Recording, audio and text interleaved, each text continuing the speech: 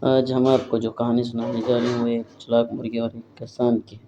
ایک دفعہ کا ذکر ہے کہ ایک گاؤں میں ایک کسان رہتا تھا جس نے بہت ساری مرغیاں رکھی ہوئی تھی اور وہ روز صبح اٹھ کر ان کے انڈے جمع کرتا۔ اس کے پاس ایک بہت چلاک مرغی بھی تھی۔ کسان سمجھتا تھا کہ یہ بیچاری مرغی بہت سیدھی سادی ہے، بھولی بھالی ہے، لیکن اصل میں وہ کافی ہوشیار تھی۔ ایک دن کسان نے اپنی بیوی سے کہا کہ آج میں یہ مرغی بیچ کر دوسری مرغی لے آؤں گا۔ مرغی نے یہ بات سن لی تھی۔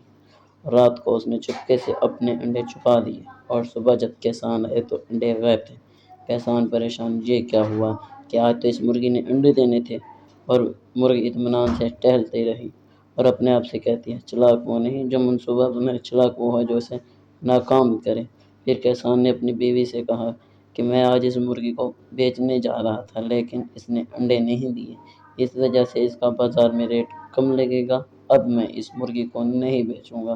کسان نے مرغی بیچنے کا ارادہ چھوڑ دیا اور روز اسے بڑے ادب سے پیش آنے لگا۔ اگر آپ کو ویڈیو اچھی لگی تو لائک کریں، شیئر کریں اور ہمارے چینل کو سبسکرائب کریں اور گھنٹی کے نشان کو دبانا نہ بھولیں۔